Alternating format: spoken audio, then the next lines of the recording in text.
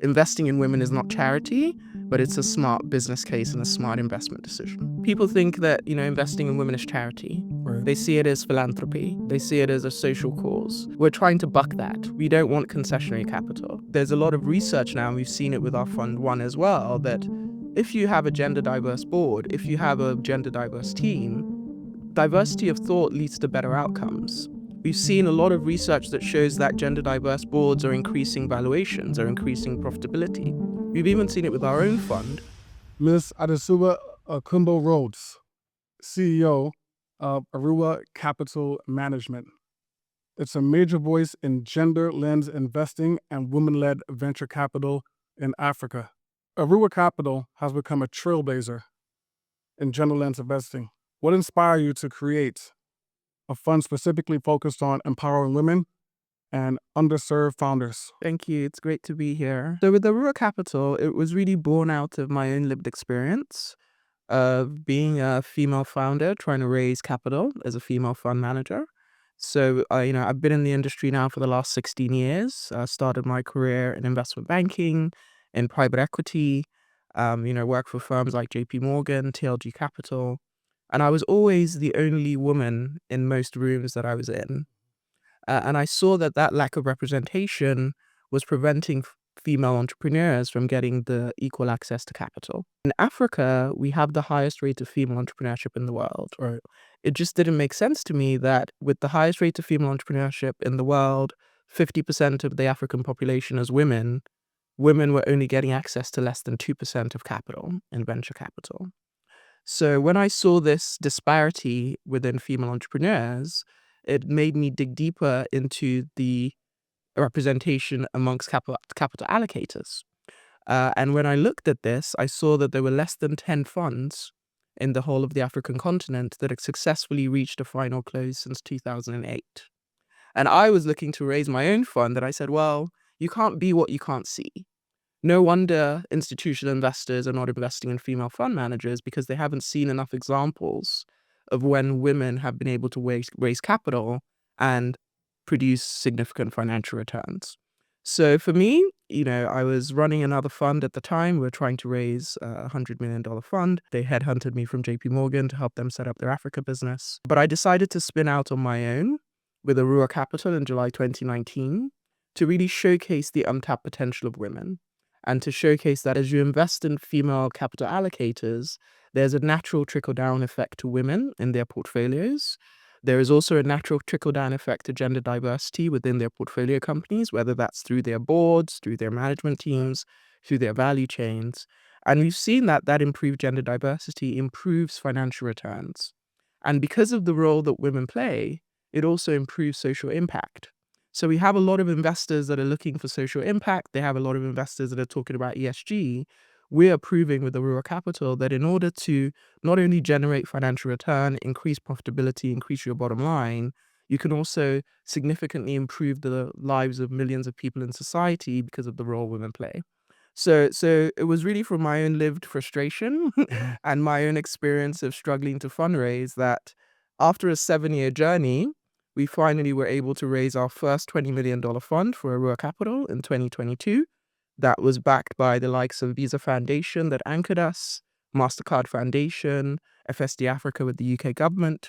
And within 2 years of that, we were able to then raise our second fund, which is now going to be a $60 million fund that is backed by the likes of MasterCard Foundation, Visa Foundation, but has also welcomed new investors like the Ford Foundation from the US, also welcome new investors like the Nigerian DFI, the Bank of Industry, the UK DFI, the British International Investment. So we're really proving that when you have women allocating capital and making the investment decisions, there's that natural trickle-down effect to women in their portfolio and across their value chain, which is leading to enhanced financial return, but also enhanced social impact. We've seen that with Fund 1, where our Fund 1 returns are above global benchmarks.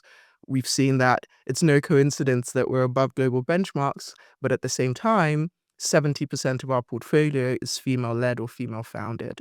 So we've really been able to prove with Fund 1 that we've been able to validate this investment strategy, which has helped us to scale to Fund 2 very, very easily. So it was from my lived, frustration. I wanted to showcase that you can have women allocating capital at scale, generating returns just like men, creating social impact, creating jobs, improving communities, and really being able to showcase that investing in women is not charity, but it's a smart business case and a smart investment decision. Absolutely. What are some of the biggest misconceptions you've had to challenge about women or female-led capital firms?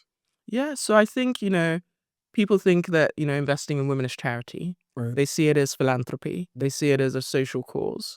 We're trying to buck that. We don't want concessionary capital. This is investable, this is financial, this is commercial. So we always say that, there's a lot of research now, and we've seen it with our Fund 1 as well, that if you have a gender diverse board, if you have a gender diverse team, diversity of thought leads to better outcomes.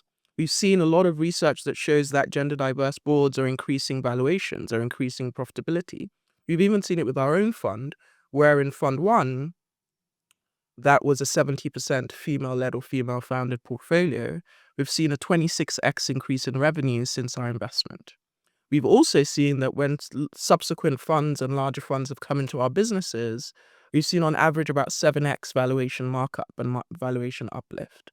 So we are very, very vocal and very, very intentional about bucking those misconceptions that investing in women is charity, or, investing in women is concessionary, or it's, soft and pink and fluffy.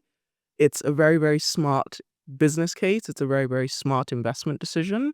We think that investing in women is the last untapped asset class that we have in the alternative investment industry.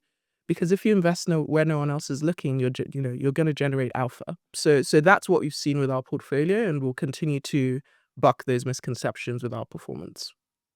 Access to capital remains one of the toughest challenges for women Yes. and entrepreneurs. What systematic barriers do you still see, and what will it take to close that gap? So there are huge systemic barriers. There's unconscious bias. There is cultural nuances within Africa as well that are preventing women to get access to capital. When I think about unconscious bias, I always tell this story, research that's actually been done by the London Business School, research that's been done by Harvard Business Review, that when a woman goes into pitch and when a man goes into pitch, they meet different line of questioning. A woman is typically met with preventative questions. A man is typically met with promotion questions. So if you went into a pitch, the man would probably ask you, hi, James. Is your name James? Jason. Jason, sorry. Close enough. Hi, Jason. What are you going to do to grow your business in the next 5 years? They would ask me, hi, Adesuwa. What are you going to do to not lose customers in the next 5 years? Those different lines of questioning can alter the outcomes of whether or not we receive investment. So until we have more women making those investment decisions, more women in those pitch rooms that have the ability and power to write checks, we're not going to be able to close these systemic gaps in our industry that are preventing women to get access to capital. So that's really what we are about at Aruwa Capital. It's being very, very vocal about our successes.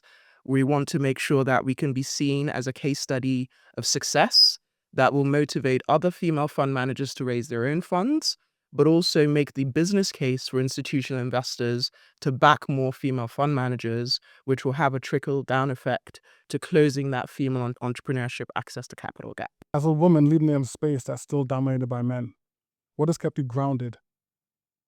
So what has kept me grounded is really my faith in God. I believe that without him, none of this will exist. So to be the first solo female GP in Nigeria to raise over $10 million is not by my strength or my capacity. I give all the glory to God. So my faith keeps me very grounded. My family keeps me very grounded. I'm very grateful to my husband and my two small boys that I'm able to go home to, that show me that as I live this life, it's much bigger than me. It's being able to contribute my own quota to a world that is more impactful to not only one set of people, but to everyone. So yeah, my family, my faith keeps me very grounded, and it enables me to continue to persist because it's a very, very tough industry. Raising capital as a young Black African woman has not been easy. But through that faith in God and being, having the support of my family, it's been able to keep the fire burning. That what we're doing is having an impact. And when we do research every year that shows the progress that we're making in terms of female fund managers in Africa. So that also gives me a lot of encouragement, because when we started Aruwa, there was only 10 funds in the whole of the African continent that had gotten capital since 2008 and achieved the spinal close. When we did that research last year, it had gone up to 39 funds. So that's small, that 290% increase.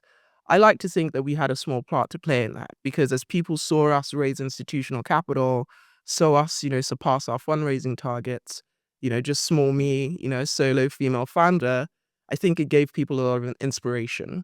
And I get so many messages from other female fund managers that say, I was able to start my fund because I was encouraged by your success. So that also fuels me, and that also motivates me that this is much bigger than me.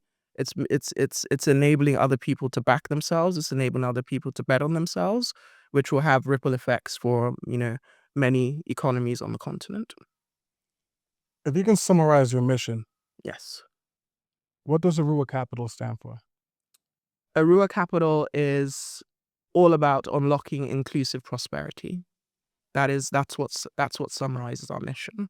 We want to unlock prosperity by Africans for Africans in a way that is inclusive, where women, who we believe are the center and the bedrock of most African economies, are able to generate value, are able to get access to equal opportunity, access to equal capital, and it's prosperity for all.